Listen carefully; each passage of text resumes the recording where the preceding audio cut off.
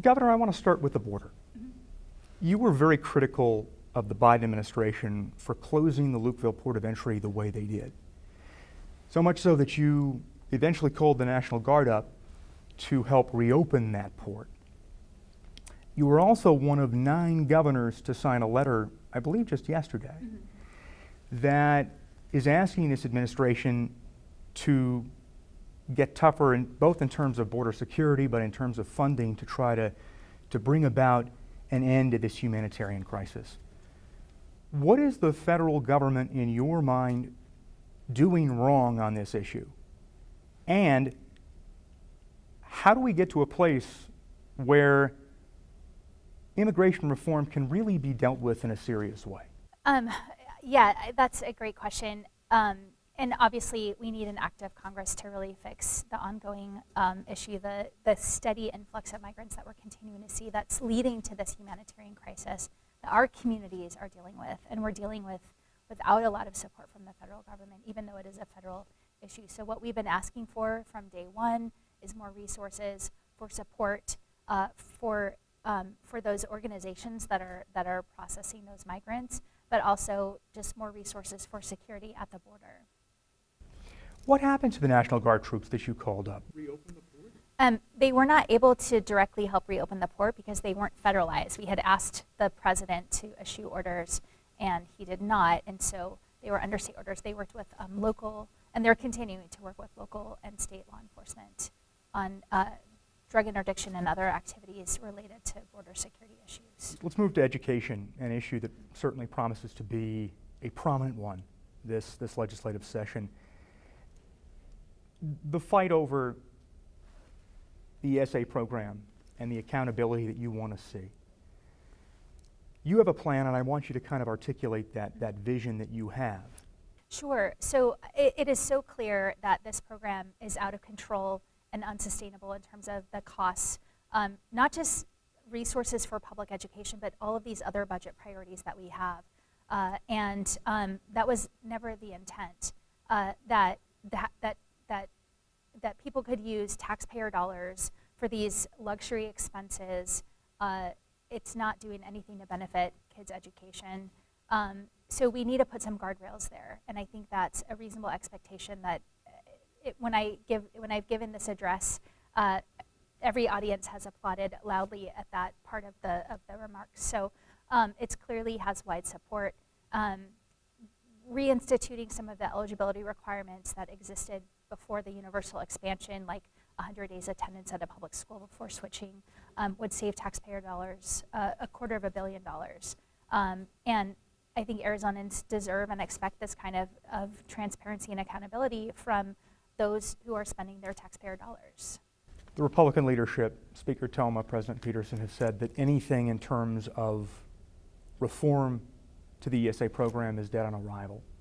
They've said that publicly.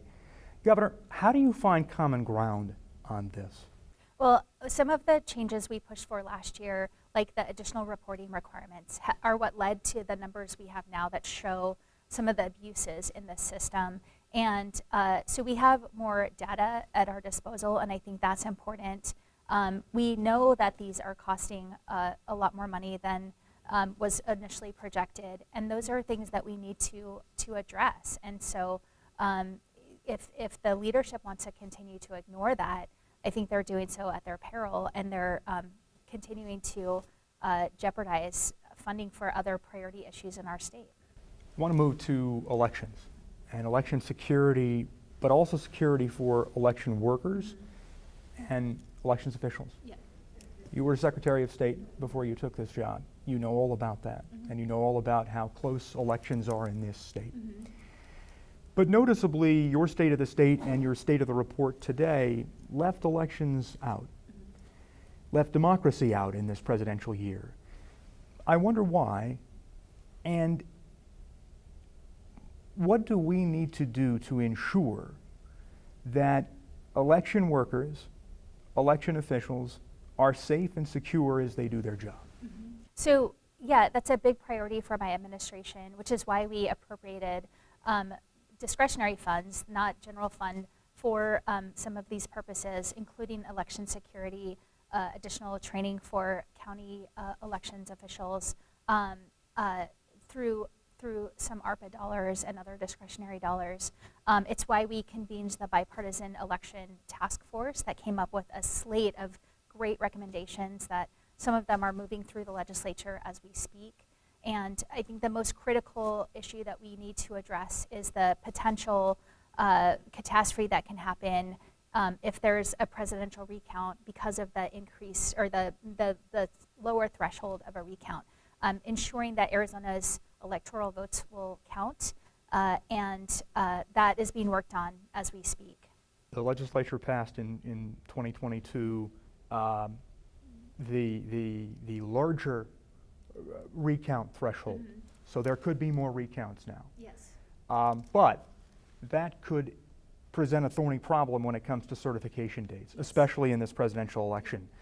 So, Governor, will you be willing to call a special session to get the legislature back, if necessary, to fix this? And how do you go about doing so you ensure that every Arizonan's vote counts? Yeah, this is absolutely critical, and we're right now in the process of working with legislative leadership and the county election officials on a fix that can get the legislative support it needs, and we'll get it done how we need to. If they can pass it in regular session with a emergency clause so it can be enacted immediately, or through a special session, however we need to do it to get it done in time to address this issue. How concerned are you about it? I'm really concerned, and I've made it clear that I want a clean fix. I don't want legislators on either side to attach their pet election issues to it. It needs to be a clean fix so that we can ensure Arizonans' votes count in this presidential election. Former President Trump, it looks increasingly likely that he's going to be the nominee of the GOP this fall. You're the leader of the Democratic Party here in this state. What are your thoughts on his candidacy? And is democracy on the ballot this year? Democracy continues to be on the ballot, no matter who the nominee is on either side. And it's something that we can't take for granted and have to continue to shore up our protections for, which I will do as governor. And I'm focused on leading the state of Arizona, and I'll continue to do that no matter who is in the White House. President Biden. Arizona is going to be such a critical and crucial battleground. He'll be down here, I imagine, a lot. So will Vice President Harris.